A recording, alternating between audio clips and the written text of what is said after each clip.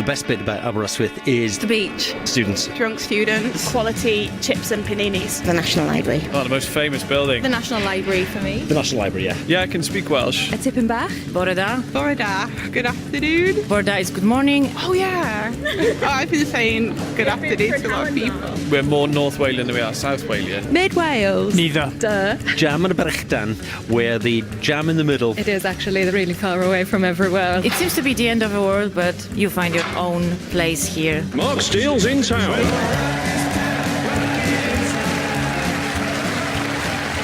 Thank you very, very much. And welcome to Mark Steele's in Town, which this week comes from Aberystwyth, a Welsh town known for being easy to get to and on the way to several major attractions, such as the middle of the Irish Sea.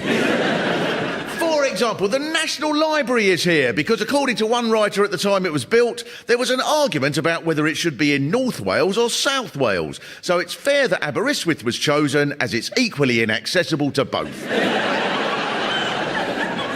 And it's also been the centre of the Welsh language movement, so by law this programme will be different to normal, as everything has to be said twice. So, croeso I Mark Steele's in Town.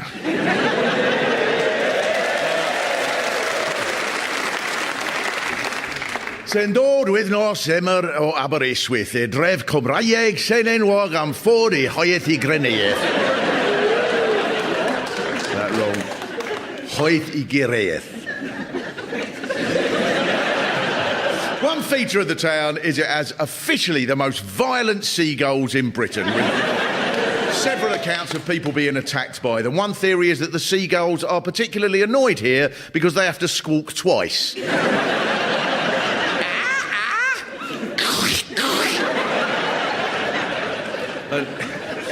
One phrase that you will hear often here is the town motto, said 3 times a year. I can't smell weed, the students must have gone back. Aberystwyth is a seaside resort, which you can tell because you've got a pier, a magnificent structure that looks like a caravan full of fruit machines. If you gave it one push, it would tip off its legs into the sea, like a proper pier. There's a nightclub on there. How do you squeeze a nightclub on there? And the nightclub is called? Peer Pressure. What a brilliant name for a nightclub, on a peer pressure. And a credit to your town that the pier is named the Royal Pier, presumably because it's the Queen's favourite pier. I'm going to peer pressure. So Aberystwyth is very much a town of two halves. One part is cute seaside town and shops with names like Rickety Ramshackle, so it's like a children's TV show set in a 1950s Welsh village, and the other half is full of students. So the 1950s show would go, Mrs. Tuttypeer picked up her basket and went to the shop to buy some eggs and some bread. First she saw Mr. Freshloaf the baker. Good morning, she said. What a lovely smell. Have you been baking fresh bread? No, said Mr. Freshloaf. That's skunk. It's reading week, you see. All the students are off their tits. And then it would go, Cwmroth Mrs. Tuttypeer I basket a mynd i'r siop I brynu wir a bara.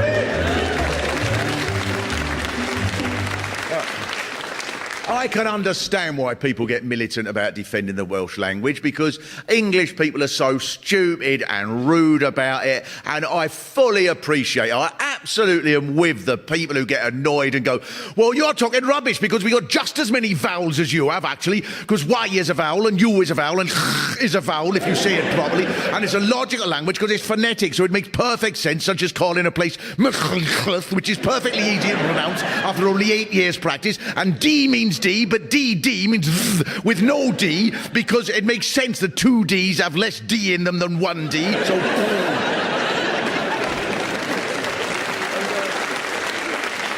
since the detective series Hinterland has been on, more people have become aware of the amazing attractions here. There was an interview with the leading actor Richard Harrington called Reasons for Visiting Aberystwyth that says, number 9, go to Charlie's hardware store. can go to Charlie's and stay all day without buying a thing. I bet it's been mobbed here since that article went out. Tourists queuing up to spend 5 hours staring at a spirit level. Do you all watch Hinterland? It's a detective series set in Aberystwyth, one that writers of Scandinavian crime dramas watch and go, "Can you not cheer up a bit? It's too bleak." And this must be why it's so attractive here for tourists. A reviewer in the Daily Telegraph said kindly, "Aberystwyth does not put on a face for tourists." At first glance, the tall but tired pastel-coloured terrace along its front resembles a packet of Parma violets that has been spilt inside your handbag and spent a few weeks scuffing around in the bottom. But there are reasons why people are attracted here. I was sent a message on Twitter that went, "When I was a kid, we used to visit Aberystwyth when on holiday because it was the only place for 40 miles with a cash machine." To be fair, that is because it is the only place for 40 miles. But the students have clearly made a massive contribution to this town. It's because of them, for example, someone told me that one nickname for the town is "Have a Big Spliff." Is there other names for it? Aberystwyth. Aberystwyth? Well, you've caught me there, is it? Is that the... Oh, because of the dogging? That's the only time I've done one of these shows where I've been thoroughly rude about the town and then the audience has gone, "No, it's worse than that."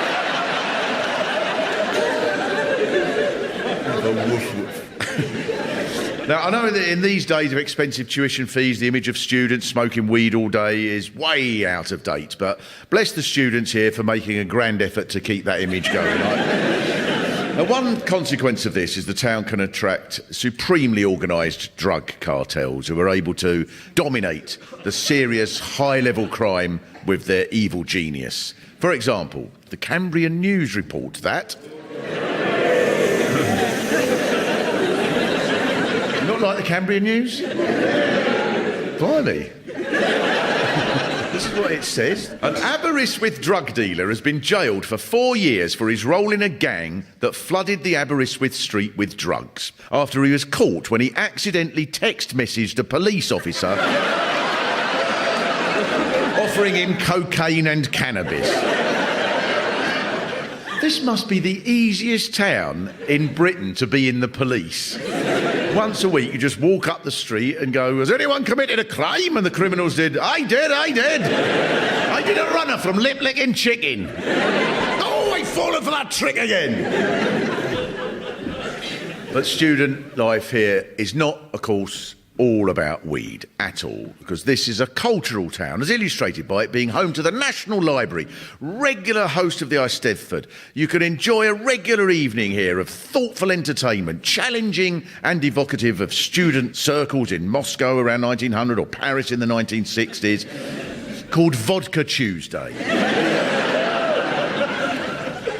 Now, we've got some students with us here, Kit and Chloe here. Hello, Kit and Chloe. Because this it does strike me, whenever I've been here, it's just full of life on a Tuesday or Wednesday night, then at 2 in the morning, there's things going on. I walked out my flat the other day and there was just an armed police officer outside my door saying, "Can you go back in for 10 minutes while we sort this out?" I had no idea what's going on. An armed police officer? Yeah, there's a machete guy in first year. Oh, I heard of that. Yeah. He was like in my friend's flat. Yeah. This is one of the strangest attempts to sell the town. For the tourist board. Do you want a holiday with a difference where there's a man with a machete and an armed policeman outside the house? Then come to Aberystwyth. All of the crime is just it's centred in the small space, you know? Everything is going on because it's all so close to each other. Outside your house? Yeah. It's not all crime. It's not all crime. There's some really good coffee shops. Oh, yeah.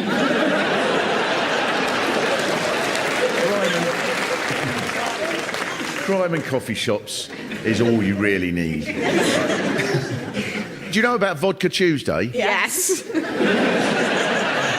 it compulsory? I'm teetotal, but I go out with the friends on Tuesdays and it's a wild ride. I'm the friend. Yeah. Brilliant student places here. Do you know Rummers? Yes. I was in there I went there a couple of weeks ago at 7 o'clock and a bloke came in spreading sawdust over the floor before anyone even came in, as if their policy is they're bound to be sick, we might as well put it down now. Or maybe I'm wrong and there's just loads of people that come in with rabbits. There's another reason why Rummers is famous. Hugh Jackman was thrown out of there and barred for being too wild. Because he can take on Sabretooth, but not a barman from Aberystwyth. And in some ways it is like New York here. There was a shop here for a while called Nice and Naughty. An adult shop. It sold erotic literature and toys, and that wasn't so much an attraction as the area around the shop, described in the book Real Aberystwyth, that said the location of Nice and Naughty must deter some customers with its window display of fluffy handcuffs and saucy costumes. You can sit in the cafe opposite over a pot of tea and go, "Ooh, there's Mr. Jones." Well, that PVC catsuit will never suit him. It's the wrong colour. But this shop closed down in 2013 as it wasn't getting enough business. It had customers, but the main one was the bloke from Hinterland who spent all day in there without buying anything. So. But this makes it a great shame that Aberystwyth isn't the capital of Wales, which it so nearly was, because in 1955 there was a vote to see where the capital would be, and the contenders were Cardiff, Carnarvon and Aberystwyth. And Welsh local authorities had one vote each, and you were so close, Aberystwyth, because Cardiff got 136 votes, Carnarvon 11, and Aberystwyth 4. An inch from changing history. But in the middle of the 19th century, Aberystwyth, you were transformed from a tiny outpost to the glimmering metropolis that you are today, because the opening of the railway meant that this could be a tourist town, as now it was possible to get here from Birmingham in only 9 weeks. And Aberystwyth declared itself the Brighton of Wales, and this brought a whole new prosperity. But then the official tour guide changed its mind and wrote the glory of the town was, "There is an absence in Aberystwyth of fog, snow and frost. Aberystwyth offers romance at its purest and is easily accessible to all parts of Britain. It is the Biarritz of Wales." Well, like Goebbels said, if you're going to tell a lie, you might as well make it a big one. But you did have the National Library. And it is a magnificent structure, the National Library. This huge building up the hill from where you can see across the bay and the hills. Over 150 places that it's impossible to get to. And it's massive, with 4 floors, with various exhibitions going on and displays. And one other quality it has, which I didn't expect, is that you walk round for hours and hours and not find where the bloody books are. I have never had so much trouble finding books in a library. I asked one of the blokes in uniform, honestly, where are the books? And he said, they're all out the back. And I think this is a beautifully novel approach to base a national library on the same system as Argos.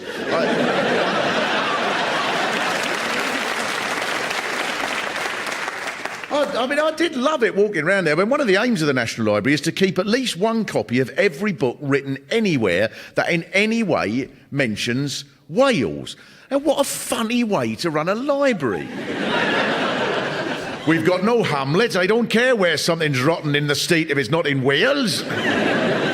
We've got no War and Peace. All them pages, he could at least mention Llangollen. We have got one mention of the Bible because of what Jonah got stuck in. You can order books there, and then you can sit there and read them, and that's why there are so many people in uniform to check that you're reading them in both languages. But that must make it hard for any authority here to sound in charge, the fact that everything's got to be in both languages. The police must have to go, "Stop, thief! This is the police! Stop your chlida, ni your heathly." Oh, that's probably a bad example, of course, as the thief would then go up to the police and go, "Excuse me, officer, I'm a thief." Who sawed off face, side off, dwi'n i'r leader. Oh, that's wrong. Right, I'll do that a bit better. Yeah, no, I know it. Esgw soroch fi soeddog, dwi'n leader. Patronising. Around the time that the library was established, there was a campaign for a university in the 1850s. A movement began to put one here, and it was funded by contributions from people in the area, especially the quarrymen. But this is the most important part. It had been agreed nationally that there should be 2 universities in Wales, one in the north and one in the south. But according to the book there, Aber, the North would not accept Aberystwyth as theirs, so Wales had to have a 3rd university in Aberystwyth. The North wouldn't have you, Aberystwyth. They didn't want you. I think that's very poignant. You're like the kid at school that's the last one to get picked. North Wales, you go first. We'll have Bangor. South Wales, Cardiff. North Wales, Rhyl. We'll have Swansea. Llandudno. Port Talbot. Eventually hardly anyone left. Oh, go on then, we'll have Wrexham. All right then, Merthyr Tydfil, you come with us. Oh, that just leaves Aberystwyth. Go on, North Wales, you have him. No! Why can't you have him? Oh, Aberystwyth, you go and play on your own. Even so, once the university was here, the official guide to the town could declare, and this is honestly true, in the little book, the whole chapter called Aberystwyth, the Athens of Wales. We've got a university that makes us the same as the original city of all modern science, philosophy and thought. Not only that, we're the Nepal of Wales, because you can get quite puffed walking up Constitution Hill.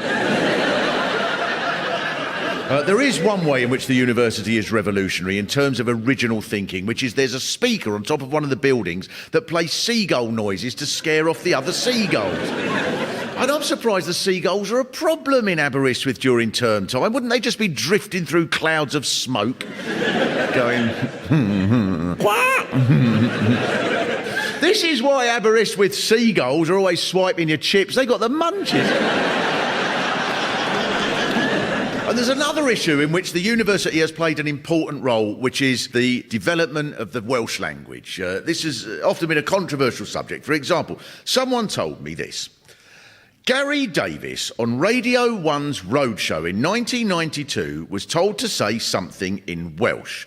So he read it, and what he read out that he was told to say was, "Yn ufi o Gary Davis, a megen I bidlen bach." My name is Gary Davis and I have a small penis. And that level of high art is why you are the Athens of Wales.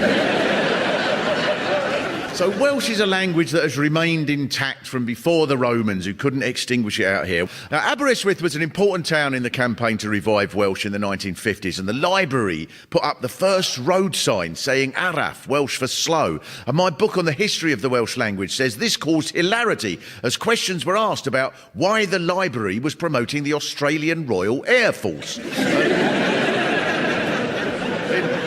In 1963, Welsh was given equal status to English in the university, and then the Pantycelyn halls of residence were opened, which was Welsh only. Now, this is true. I was told by an English woman who studied here that one night she went back for a night with a Welsh student who she'd met and was staying at the Pantycelyn halls, and she was terrified that in an amorous moment during the night, she might let out an English word and be thrown out. Are they that strict, isn't they? Oh my God! Out! But this was the time when certain Welsh speakers became quite militant. The first major protest supporting rights for Welsh speakers was in 1963, and it took place here in Aberystwyth on Trefechan Bridge, next to Rummer's Bar, and there were 9 arrests at the protests, and this happened the next day when some of the demonstrators sent a text message to police saying, "I've been caught in an affray." Is Elizabeth here?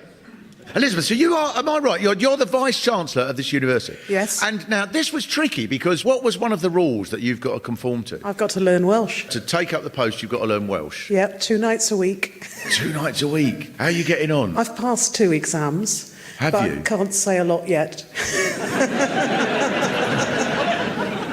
And so do they check up on you? I mean, what happens if you're not progressing? Then do you get the sack? I made sure the contract wasn't worded that way. I've got to... It says I have to make progress towards level B2, which is fluency, and I keep going. But they check me once a year at graduation when I have to do a big long phrase. Troi awr dod y brifysgol ymthredoedd I mi, dybyniaf chwi I radd baglo man gwyddoniaeth ac I holl ffreniau'r radd hon.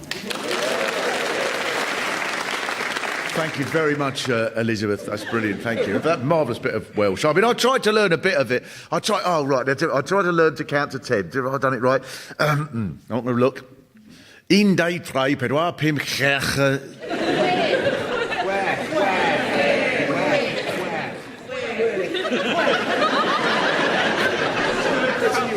When you were a kid, you must watch Donald Duck and think he's giving you instruction. Is an actual word. Saith house no dig. That's obviously easy. Everywhere here has something a bit unexpected. Your pier has a nightclub out the back. In the library, you have to go out the back for a book. Or there's this story from real Aberystwyth. If you're caught short at the south end of the prom, you'll have to leg it to the grim Uranus cave next to the sailing club. I've been propositioned here many times. A greasy crimson penis flopping out of a pair of shiny shell suit bottoms is not my cup of tea. See, everywhere you go for something simple, you get a little bit extra. You might bump into Gary Davis in there going, look, that's all right, isn't it? But if Aberystwyth is all of these places, what does that make Borth? Do you all go to Borth? Oh, what I love about the sort of attitude in Aberystwyth towards Borth, there's so much affection for Borth here, and that everybody mentions it and tells you about it and then goes, but there's no need to go, there's nothing there. But this isn't fair, Aberystwyth, because I've been there and there is a lot to see there. You can watch all the people dressed in black rubber lying in the sea pretending to surf. And there's a zoo, except the zoo isn't called a zoo, it's called an animalarium, which is different from a zoo in that the main exhibit on display is they have 7 different species of rusty caravan. Everything at the animalarium is in a magnificent state of collapse. The roads are full of 8-foot deep holes. There are immense piles of rubbish. The buildings are falling over. So it makes sense that as they can't maintain anything at all, they stick to having something easy to look after, like a pride of lions. When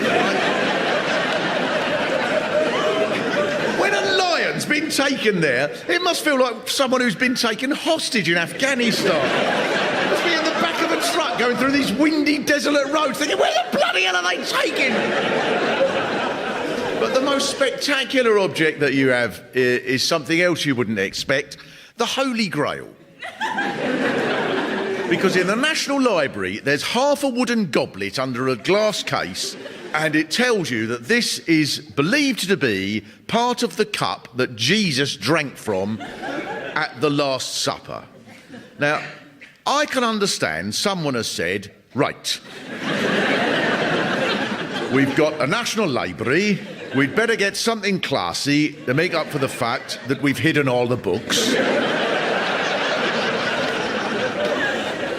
I think it may well be authentic, as it would make sense that the Last Supper took place here. As there is every chance that Judas would accidentally text the Romans going, guess who I'm having supper with?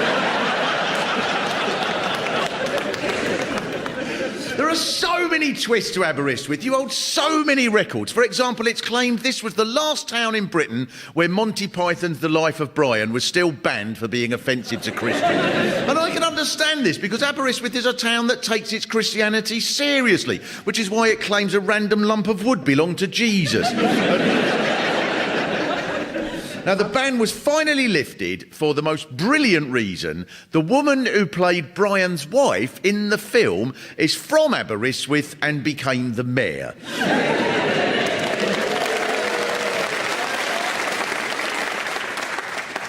But the main view that people have been getting of Aberystwyth around the world is from the detective series Hinterland. The idea of the programme is that each week a detective and his assistant stare across a different bit of Aberystwyth, looking increasingly bedraggled, interviewing locals who give mysterious answers like, in 23 years, he'd never missed a vodka Tuesday. Every day someone's murdered, but most people I speak to about it who live here just say, that programme's ridiculous. They can always get a signal. But once you become familiar with Aberystwyth, it becomes obvious that this isn't just a twee little Welsh village. It's the capital of all of Wales apart from the northern bit and the southern bit. When the sports teams tell you to go and play on your own, you're all right with that, because you can make your own entertainment. You're the kid at school that doesn't want to be in a gang. You're neither north nor south. You want to do your own mad thing. You don't need to be the somewhere else of Wales. You're the Aberystwyth of Wales.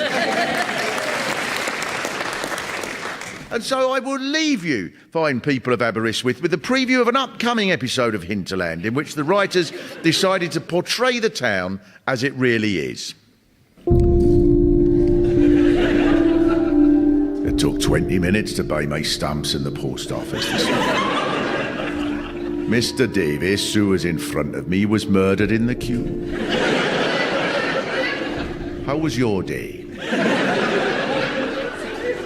It was terrible, detective.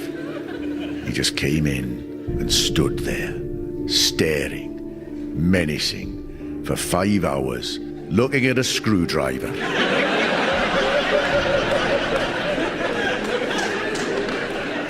DCI Matthias, come quickly. There's been a vicious attack on an isolated promenade. He stole my friend's chips and flew off.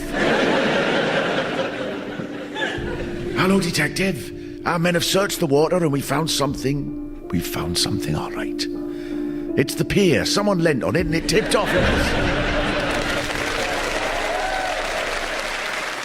Mark Steele's In Town was written and performed by Mark Steele. With additional material by Pete Sinclair. It was produced in Aberystwyth by Carl Cooper. It was a BBC Studios production.